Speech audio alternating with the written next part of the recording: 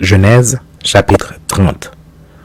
Lorsque Rachel vit qu'elle ne donnait point d'enfant à Jacob, elle porta envie à sa sœur et elle dit à Jacob, « Donne-moi des enfants ou je meurs. » La colère de Jacob s'enflamma contre Rachel et il dit, « Suis-je à la place de Dieu qui t'empêche d'être féconde ?»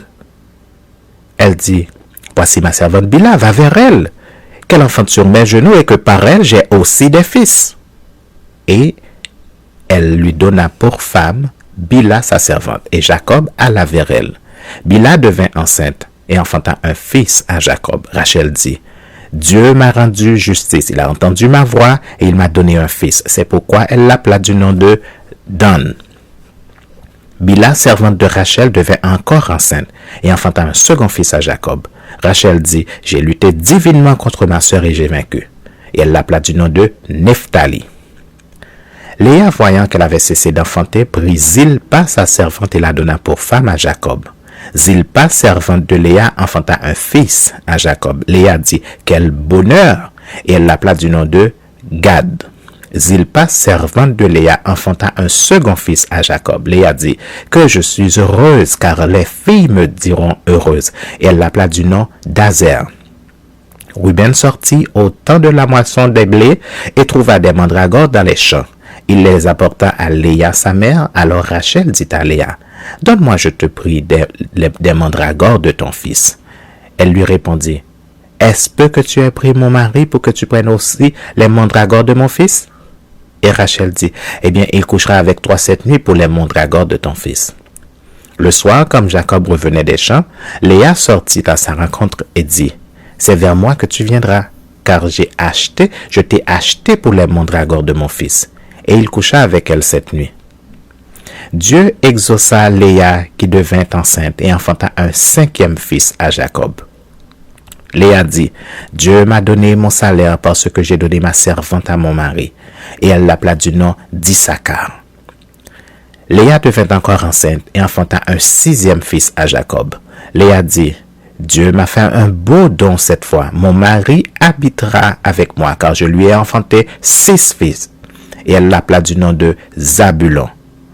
Ensuite, elle enfanta une fille qu'elle appela du nom de Dina. Dieu se souvint de Rachel. Il l'exauça et la rendit féconde. Elle devint enceinte et enfanta un fils. Et elle dit, « Dieu a enlevé mon opprobre. » Et elle lui donna le nom de Joseph, en disant, « Que l'Éternel m'ajoute un autre fils. » Lorsque Rachel eut enfanté Joseph, Jacob dit à Laban, « Laisse-moi partir pour que je m'en aille chez moi dans mon pays. Donne-moi mes femmes et mes enfants pour lesquels je t'ai servi et je m'en irai, car tu sais quel service j'ai fait pour toi. » Laban lui dit, « Puisse-je trouver grâce à tes yeux? Je vois bien que l'Éternel m'a béni à cause de toi. Fixe-moi ton salaire et je te le donnerai. » Jacob lui dit, « Tu sais comment je t'ai servi? Et ce qu'est devenu ton troupeau avec moi, car le peu que tu avais avec moi, c'est beaucoup accru, et l'Éternel t'a béni sur mes pas. Maintenant, quand travaillerai-je aussi pour ma maison? » Laban dit, « Que te donnerai-je? » Et Jacob répondit, « Tu ne me donneras rien. Si tu consens à ce que je vais te dire, je ferai paître encore ton troupeau et je le garderai. Je parcourrai aujourd'hui tout ton troupeau, mais à part parmi les brebis, tout agneau tacheté et marqueté, et tout agneau noir, et parmi les chèvres, tout ce qui est marqueté et tacheté, ce sera mon salaire. Ma droiture répondra pour moi demain.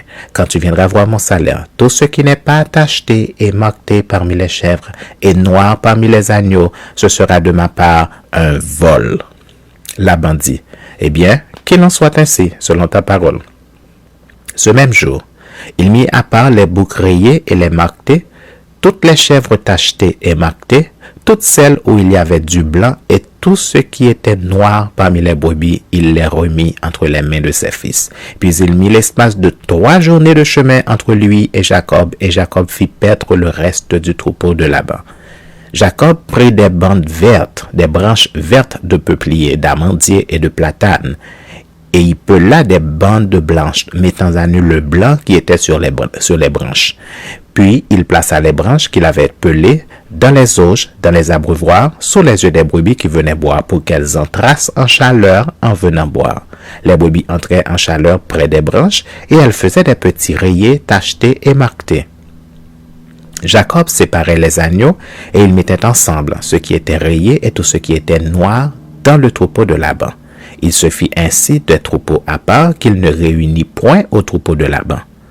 Toutes les fois que les brebis vigoureuses entraient en chaleur, Jacob plaçait les branches dans les auges sous les yeux des brebis pour qu'elles entrassent en chaleur près des branches. Quand les brebis étaient chétives, il ne les plaçait point, de sorte que les chétives étaient pour Laban et les vigoureuses pour Jacob. Cet homme devient de plus en plus riche. Il eut du menu bétail en abondance, des servantes et des serviteurs, des chameaux et des ânes.